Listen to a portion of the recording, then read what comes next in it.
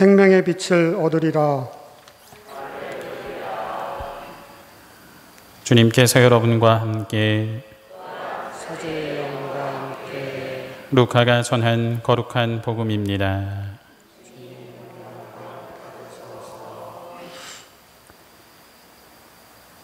그때 바리사이들과 율법학자들이 예수님께 말하였다.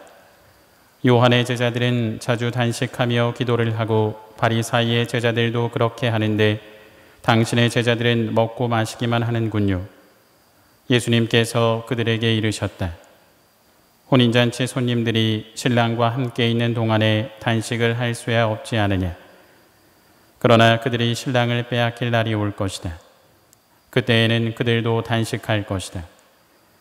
예수님께서는 그들에게 또 비유를 말씀하셨다.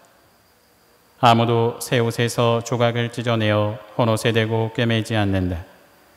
그렇게 하면 새 옷을 찢을 뿐만 아니라 새 옷에서 찢어낸 조각이 헌옷에 어울리지도 않을 것이다.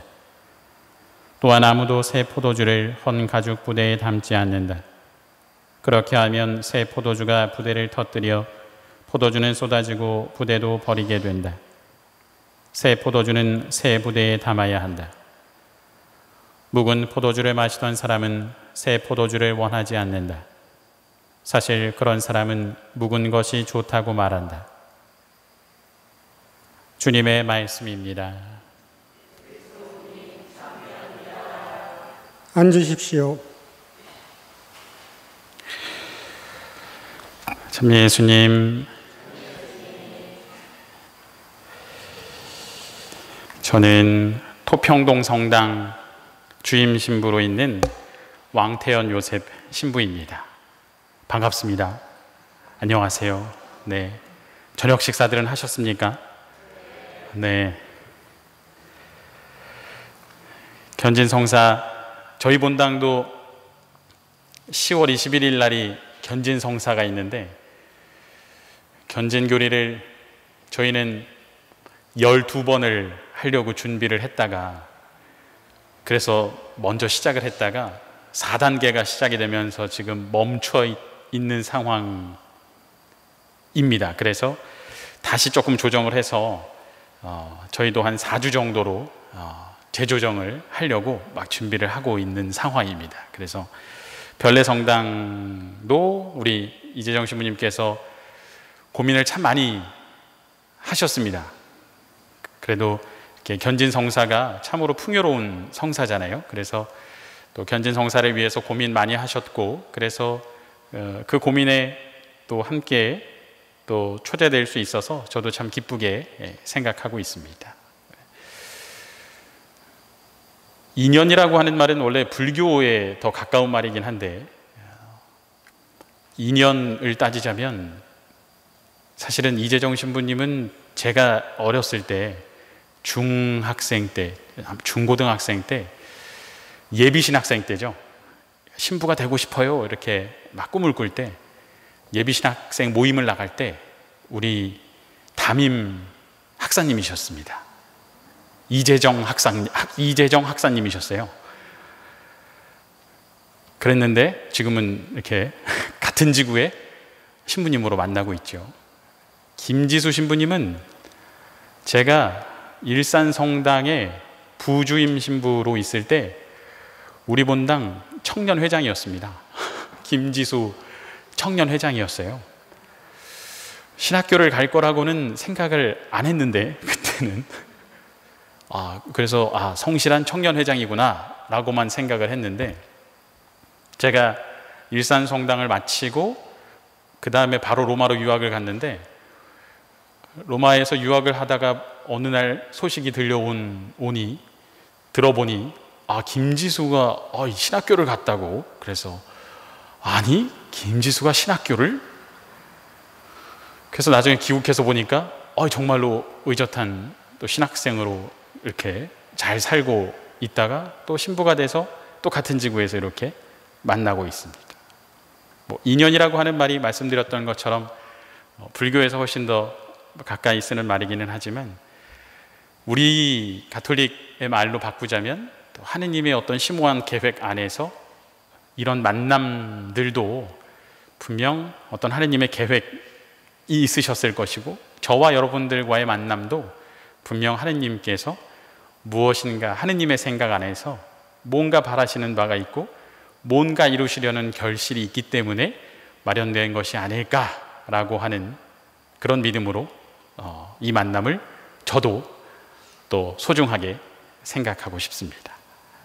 오늘 여러분들과 함께 이야기를 나눌 주제는 사실 신앙 성숙을 위한 자세라고 하는 주제인데요.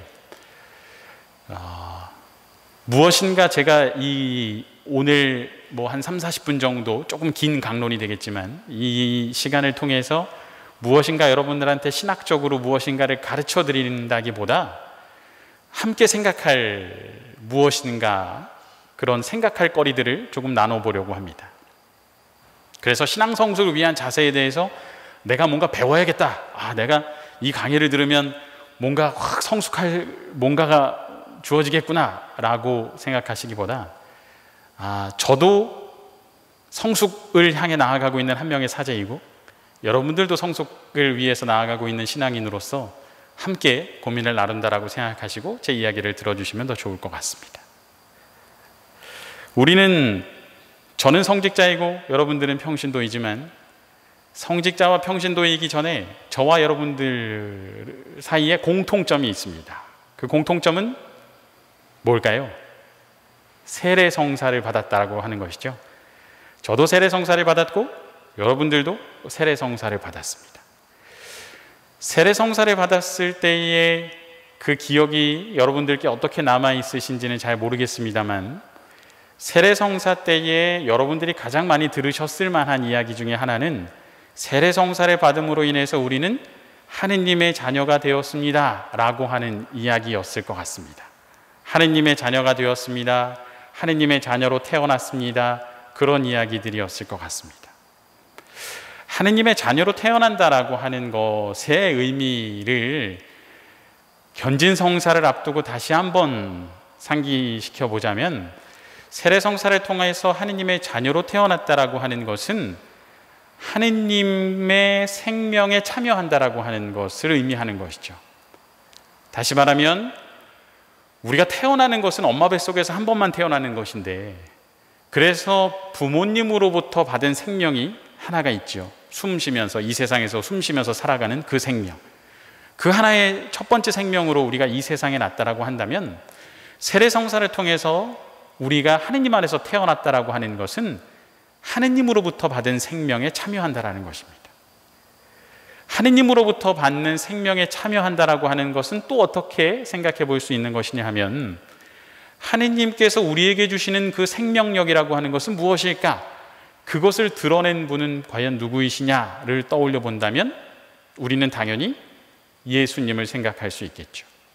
예수님은 십자가 위에서 돌아가신 분이시기도 하지만 그 죽음을 이기고 부활하신 분이시기도 하죠. 그래서 죽음을 이기고 부활하신 분, 그러니까 하느님께서 우리에게 주신 그 생명은 죽음을 이기고 부활하는 그 생명, 바로 영원한 생명에 참여한다라는 그것입니다. 그러니까 우리가 하느님으로부터 받은 그 생명력이라고 하는 것은 영원한 생명에 참여하는 것을 의미하는 것이죠. 가톨릭 교회 교리서 1214항에 세례성사를 이렇게 설명하고 있는데 굳이 기억하실 필요는 없습니다. 제가 한번 읽어드릴게요. 세례를 준다는 말은 물에 담그다, 물에 잠기게 하다라는 의미이다. 물에 잠김은 예비신자가 그리스도의 죽음 속에 묻힘을 상징하는데 그는 그곳에서 그리스도와 함께 부활하여 새 사람으로 나오게 된다. 이렇게 적어놨습니다. 그러면 다시 한번 우리 세례성사 때의 기억을 떠올려 볼까요? 여러분들 세례성사 때의 기억이 나십니까? 한번 떠올려 볼까요? 세례성사 때의 기억 중에 뭐가 제일 기억에 많이 남으세요? 뭐가 제일 기억에 많이 남으세요? 아무거나. 신부님이랑 같이 사진 찍었던 게 기억이 나시나요? 세례성사 때 이마에 무엇을 부어주셨죠? 물을 부어주셨죠. 그리고 뭐라고 얘기하셨던가 하면 나는 성부와 성자와 성령의 이름으로 누구누구에게 세례를 줍니다 라고 얘기를 하셨었더랬어요. 기억이 나실 수도 있고 안 나실 수도 있지만 그런 이야기를 하셨습니다. 지금 우리 가톨릭 교회에서는 세례를 주는 방식은 수세, 물로 세례를 주는 건데 많이 간소화되어 있습니다. 그래서 이마에 이렇게 자, 고개를 꺾으세요. 이렇게. 너무 세게 꺾으면 죽습니다. 이렇게 해서 물을 부어주죠. 3번. 그런데 사실 우리가 성경에서 보면 예수님께서 세례자 요한에게 세례를 받으셨을 때, 요르단강에서 세례를 받으셨을 때는 어떻게 받으셨냐 하면 세례자 요한도 그렇고 예수님도 그렇고 요르단강에 같이 들어가시죠. 개신교의 하나의 종파 중에 침례교라고 하는 침례교가 있는데, 침례교는 지금도 이렇게 물속에 담그는 세례를 준다라고 하는데, 원래 사실은 세례라고 하는 것은 물에 담그는 세례가 정통적인 세례이기도 하죠. 그래서 물에 사람을 다 집어넣는 것이 원래의 세례의 모습이었다라고 합니다. 지금도 유럽에 가면 조그마한 아이들이 세례를 받는 모습을 보면 큰 이런 욕조 같은 데다가 아이를 주교님이 세례를 주실 때 저래도 되나 싶을 정도로 아이를 물에다가 넣었다 빼세요. 빨래하듯이 이렇게. 그래서 옆에서 보면 저래도 되나? 이렇게 넣었다 빼십니다. 실제로 침례의 방법, 아까 읽어드렸던 가톨릭 교회 교리서에서 보면 물에 잠김, 물에 담그다라고 하는 것이 세례의 원래 의미라고 말씀드렸는데, 사람을 물에다 넣으면 어떻게 되죠? 숨을 쉴 수가 있나요? 숨을 못 쉬죠. 그럼 물속에 담가 놓습니다. 세례를 줄 때. 그럼 사람이 숨을 못 쉬죠. 꼬록꼬록 하죠. 그러다가 사람을 꺼내주면 어떻게 하고 나오겠어요? 이렇게 하고 나오겠죠. 사람이 물속에 들어가는 것은 죽음을 상징합니다. 그리스도의 죽음에 동참하는 순간이죠. 물속에 들어감으로 인해서 인간은 죽음을 체험하게 되죠. 꼬룩꼬룩 죽음을 상징하던 인간이 물속에서 끄집어 나올 때에 숨을 들이마시면서 무엇을 체험하게 될까요? 하느님으로부터의 새로 태어남, 새로운 숨을 들이마시면서 다시금 본인이 새로운 영을 본인이 들이마시게 됐다라고 하는 것, 하느님의 숨을 본인이 이제 영하게 됐다라고 하는 것을 매우 직접적으로 체험하게 되는 것이 세례의 체험이기도 합니다. 근데 우리는 간소화되어 있는 거죠. 이렇게 안경 벗으세요. 마스카라가 흘러내립니다. 조심하세요. 검정 눈물이 흐를 수 있습니다. 이렇게. 하지만 진짜 세례의 의미는 그리스도의 죽음에 동참하는 것과 죽음을 이긴 그리스도의 부활에 동참하는 것이 세례성사의 분명한 의미입니다.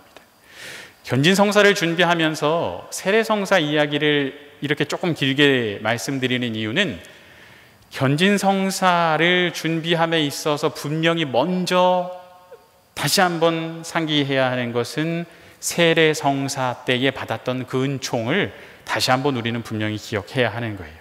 세례성사와 견진성사는 별개된 성사는 아닙니다. 그래서 견진성사는 분명 세례성사를 완성시켜주는 성사라고 이야기합니다. 그런데 그렇게 표현할 때에 한 가지 오해할 만한 점이 있어요. 견진성사는 세례성사를 완성시켜준다라고 이야기를 해버리면 마치 세례성사가 불완전한 것처럼 느껴지는 것이죠. 그러면 견진성사를 통해서 세례성사가 완전해지는 거면 나는 세례성사 때 뭔가 덜 받은 것인가? 혹은 세례성사 때 뭔가 다 주어지지 않은 것인가? 라고 생각할 수 있겠지만, 세례성사 때 무엇인가 결핍되어 있었기 때문에 견진성사를 통해서 그것이 완성된다라고 하는 의미는 아닙니다. 세례성사도 하느님의 생명에 참여하는 충만한 의미의 성사이고, 견진성사도 마찬가지로 그 충만히 완성된 성사의 그 완전함을 확인시켜주는 완전한 의미의 성사도 또한 견진성사의 의미이죠. 그래서 견진성사를 우리가 성장의 성사이고 성숙의 성사라고 이야기하는 것은 세례성사를 통해서 우리가 하느님 안에서 태어났다라고 한다면 태어난 하나의 생명이 하느님 안에서 성장해 나갈 수 있도록 성숙해 나갈 수 있도록 이끌어주는 성사가 바로 견진성사라고 이해할 수 있을 것 같습니다. 그렇게 이해한다면 세례성사와 견진성사가 구분되어 있는 것이 아니고 분명히 서로 떨어져 있지만 분명 충만한 성사라고 하는 것을 충분히 생각해 볼 수 있을 것 같습니다. 그러면 성장한다라고 하는 것과 성숙한다라고 하는 것에 대해서 조금 더 깊이 한번 묵상을 해볼까 합니다. 저는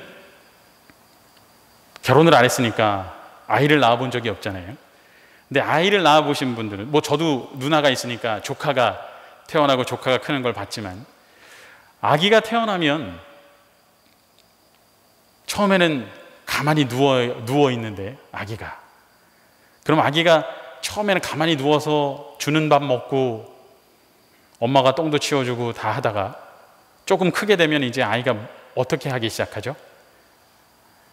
태어난 아기가 배우는 것이 두 가지가 있는데, 하나는 말을 배우게 되고 하나는 걷는 것을 배우게 되죠.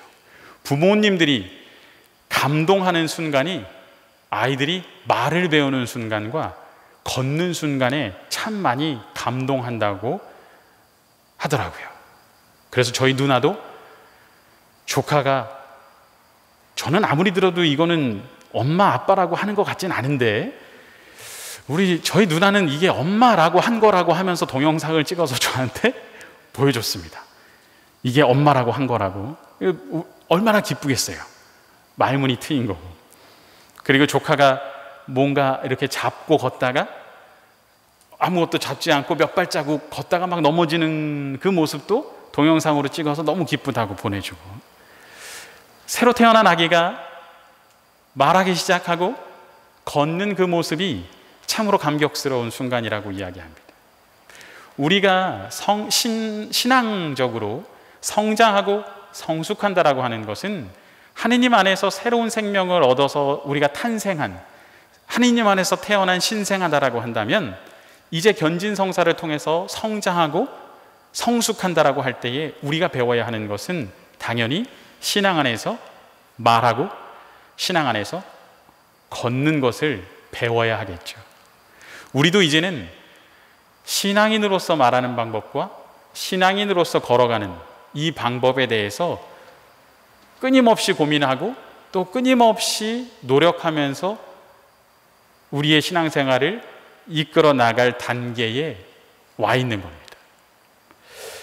우리는 그러면 말하는 것에 대해서 그러면 이제 우리는 이미 나이도 다 어느 만큼 다 있고 말할 줄도 알고 사회생활도 다 잘하고 있는데, 그러면 이제 신앙인으로서 그럼 우리는 무엇을 말해야 하는가, 어떻게 말해야 하는가를 고민해 봐야 할 겁니다. 매우 당연한 이야기이겠지만 신앙인으로서 우리가 말해야 하는 것은 무엇을 말할 것인가 라고 묻는다면, 매우 당연한 대답으로서 우리는 신앙인으로서 말해야 하는 것은, 당연한 것은 복음이겠죠. 우리는 복음을 말할 수 있는 사람이어야 합니다. 그런데 복음을 말한다라고 하는 것은 나의 말을 하는 것이 아니라 하느님의 말씀을 전하는 것이에요. 매우 중요한 부분입니다. 그러니까 내가 신앙인이기 때문에 다른 사람에게 나의 신앙을 이야기한다라고 했을 때에 내가 무엇인가 논리적으로 무엇인가를 내 말을 만들어내야 되고, 아니면 내가 다른 사람들을 설득하기 위해서 뭔가 그럴듯한 표현들을 찾아내야 되고, 그렇게 내 말과 내 능력을 펼쳐 보이는 의미에서의 말을 하라는 것이 아니라 내가 들은 복음 말씀, 내가 접한 성경 말씀을 이야기할 수 있는 사람이 되어야 한다라는 것입니다. 그러기 위해서는 또한 당연하겠지만 성경 말씀을 듣고 복음 말씀을 듣는 것이 가장 먼저 필요한 것이겠죠. 아이들이 이렇게 처음 하는 말마디는, 가장 먼저 하는 말마디는 당연히 부모님으로부터 듣는 단어들을 가장 먼저 흉내낸다고 하잖아요. 우리도 신앙인으로서 말한다라고 하는 것은 듣는 것을 말하는 것에서부터 시작합니다. 그러면 복음을 듣는 것, 또 우리가 교회 안에서 듣는 여러 가지 가르침들을 우리의 논리나 우리의 평가나 이런 것들을 막 덧붙여서 무엇인가를 만들어내는 것이 아니라 듣는 그대로 말할 수 있는 것만으로도 우리는 충분히 잘 말하는 것이고 충분히 좋은 것을 말하는 사람으로 성숙해 나갈 수 있고 성장해 나갈 수 있는 사람이 되는 것이죠. 이 말을 또한 바꿔서 이야기해 본다면 어떻게 되느냐 하면, 똑똑한 사람, 많이 배운 사람, 말을 잘하는 사람만이 복음을 전하고 아니면 하느님의 가르침을 전할 수 있느냐? 그것이 아니라는 것이죠. 잘 들은 사람, 하느님의 말씀을 내 마음에 잘 품고 사는 사람이라면 복음을 이야기하고 복음을 선포하는 데 있어서 충분한 자격이 있는 사람이라는 것입니다. 정말 뭐 가방끈도 짧고 대학도 안 나온 사람이 무슨 신앙을 알겠어? 라고 하는 것이 아니라 잘 듣고 자기 마음 안에 복음을 품고 있는 사람이라면 어디서든 당당하게, 어디서든 자신 있게 자신이 가지고 있는 믿음과 자신이 가지고 있는 신앙에 대해서 충분히 이야기할 수 있다라고 하는 것이죠. 그래서 제가 나누어 드린 유인물이 하나 있는데, 거기에 보면 복음의 기쁨 120항이 첫 번째 네모칸 위에 적혀 있습니다. 우리 나지막한 목소리로 함께 읽어보도록 하겠습니다. 하느님의 백성의 모든 구성원은 그들이 받은 세례에 힘입어 선교하는 제자가 되었습니다. 세례받은 모든 이는 교회 안의 역할이나 신앙 교육의 수준에 상관없이 복음화의 능동적인 주체입니다. 따라서 복음화 계획은 전문가들이나 수행하는 것이고 나머지 신자들은 그저 수동적인 수용자라고 여기는 것은 바람직하지 않습니다. 이 말씀은 복음의 기쁨이라고 하는 이 교황님의 문헌이 있는데, 프란치스코 교황님께서 교황님이 되신 이후에 발표하신 첫 번째 교황님 문헌이에요. 그래서 이 복음의 기쁨을 통해서 교황님께서는 이 세상에 복음을 전하는 역할을 수행하는 이들은 어떤 전문가들 집단이 아니라 하느님을 믿고 있는 우리 모두가 할 수 있는 일이다라고 하는 것을 매우 분명하게 전해주고 계십니다. 이제 여러분들이 견진성사를 준비한다라고 하는 것은 그러한 사명에 초대받는 것이에요. 그런데 그러한 사명에 초대받음에 있어서 여러분들에게 어떤 자격을 묻는 것이 아닙니다. 자, 여러분 뭐 어느 수준이 되십니까? 자, 이제 시험을 보겠습니다. 몇 점 만점에 몇 점 이상이 돼야 여러분들 견진성사를 받고 뭘 할 수 있습니다 라고 요구하지 않아요. 여러분들에게는 이미 세례성사를 통해서 주어진 하느님의 은사가 있고 세례성사를 통해서 여러분과 함께하는 성령이 계시기 때문에 여러분은 어디에서든 하느님과 함께하는 복음의 선포의 능력이 충분히 주어져 있습니다. 프란치스코 교황님께서 이 복음의 기쁨을 통해서 여러분들께 일깨워주고 계시는 것은 여러분들이 충분히 그럴 만한 능력이 있는 분들이므로 그러한 일을 하시면 된다라고 하는 것을 일깨워주고 계시는 거예요. 견진성사를 받음으로써 무엇인가 새로운 자격을 획득하는 것이 아니라 견진성사를 통해서 내가 그러한 능력을 가지고 있었음을 깨닫고 내가 그러한 능력을 이미 가지고 있었음에 대한 감사와 더불어서 이제 적극적으로 움직이고 행동하는 그 몫이 우리에게 남아있게 되는 것이죠. 그 다음에 제가 또 적어놓은 복음의 기쁨 174항도 우리 나지막히 한번 같이 읽어보겠습니다. 하느님 말씀으로 길러야 하는 것은 강론만이 아닙니다. 모든 복음화는 그 말씀에 기초하고 그 말씀을 경청하고 묵상하고 실천하고 거행하고 증언합니다. 성경은 복음화의 원천입니다. 그러므로 우리는 말씀에 귀 기울이는 훈련을 끊임없이 받아야 합니다. 무엇보다도 성찬 내에서 경청하고 거행하는 하느님 말씀은 그리스도인들을 기르며 그들에게 내적인 힘을 주어 그들이 일상생활에서 복음의 참다운 증인이 되도록 합니다. 프란치스코 교황님의 이 말씀은 어떤 말씀이냐 하면, 사실은 우리가 성경에 대해서 이야기하고 하느님 말씀에 대해서 이야기하는 것이 강론을 준비하는 사제들만의 역할이 아니라고 하는 것을 강조하고 계시는 거예요. 그러니까 이 자리에 서는 신부님들, 이재정 신부님이나 김지수 신부님이나 저도 그렇지만, 이 자리에 서는 신부님들은 여러분들에게 그날의 복음이나 그날의 독서에 대해서 이야기하기 위해서 뭔가 생각하고 묵상하고, 그래서 곱씹은 무엇인가를 여러분들한테 들려드리지만, 여러분들도 나름대로 여러분들이 묵상한 것, 여러분들이 생각한 것이 있어야 그 이야기를 들음으로 인해서 여러분들 안에서의 묵상이 훨씬 더 잘 자랄 수 있는 것이지, 오늘 미사 들어가서 그냥 나는 듣고 와야지 라고 하면 오른쪽으로 듣고 왼쪽으로 지나갈 수밖에 없는 것이죠. 단순한 강론의 청취자로서 머물지 말고 복음의 적극적인 참여자고, 또 복음을 적극적으로 묵상하는 사람이 되어달라고 하는 것이 또한 프란치스코 교황님의 강력한 권고이기도 합니다. 가끔 미사 끝나고 나면 뒤에서 신자분들하고 이렇게 인사하고 그러면 할머니들이 신부님 오늘 강론이 너무 좋았어요. 감사합니다. 뭐가 제일 기억에 남으셨어요? 그런 건 모르고 그냥 좋았어요. 감사하죠. 좋았다고 말씀해 주시니까 기운도 나고 힘도 나고. 하지만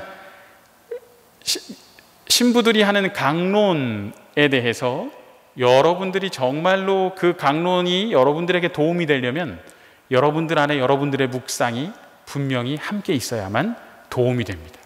여러분들이 그 복음에 대해서 먼저 읽어보고 먼저 묵상하는 것이 매우 큰 도움이 됩니다. 선포하는 것, 말을 하기 위해서는 들어야 하고, 그 들은 것, 복음을 읽고 묵상하는 것이 가장 기본이 돼야겠죠. 집에 성경은 있으시잖아요. 그죠? 한 권쯤은 있으시잖아요. 성경이 책장에 잘 이렇게 꽂혀 있으시잖아요. 이렇게 잘 꺼내보진 않으시더라도 그죠? 한 번쯤은 꺼내서 읽어보시고, 가끔 이렇게 신자들이 물어봅니다. 신부님, 성경은 어떻게 버리나요? 네. 성경은 어떻게 버려야 되나요? 여러분들 성경은 어디다 버려야 되나요? 저는 이렇게 얘기합니다. 성경은 종이 쓰레기니까 박스들하고 잘 해가지고 분리수거 잘 해서 내놓으시라고 그렇게 얘기합니다. 근데 버릴 만큼 너덜너덜할 때까지 읽어서, 그래서 종이도 잘 안 보이고 밑줄도 많이 긋고, 그래서 다시 읽을 때 글씨가 잘 안 보여서 다시 사서 읽어야 되니까 전에 있던 성경은 버려야 될 때가 돼서 버리는 거라면 그렇게 버리시라고 그렇게 이야기해요. 근데 대체적으로 정말로 그렇게 읽으신 분들은 그 성경을 버리실 수 있을까요? 버릴 수 없죠. 왜냐하면 많이 밑줄을 긋고 그 다음에 많이 내 마음에 드는 무엇인가를 거기에 막 기록을 해놓은 분들은 그 책이 너무나 소중해서 버리지 않으세요. 성경이 너무 귀중해서 침도 바르면 안 되고 종이 한 장을 이렇게 너무 소중하게 넘기시려고 하시는 분들도 계시지만, 성경은 자주 읽고 밑줄도 긋고 볼펜으로 메모도 하고, 내가 오늘 이 한 페이지를 오늘 하루 나의 목표로 잡겠다 그러면 그 페이지는 찢어서 지갑에다 넣고 하루 종일 읽어도 무방합니다. 성경의 말씀과 함께 하신다면. 그리고 성경은 다시 사서 읽으면 돼요. 그래서 다른 성물들, 뭐 십자고상이나 다른 성물들은 묵주도 그렇고 구입하고 나면, 성물을 사고 나면 신부님한테 가서 뭘 축성을 받으시잖아요. 그죠? 하지만 성경은 축성을 하지 않죠. 축복한 성물은 버릴 수 없기 때문에 성경은 축복하지 않습니다.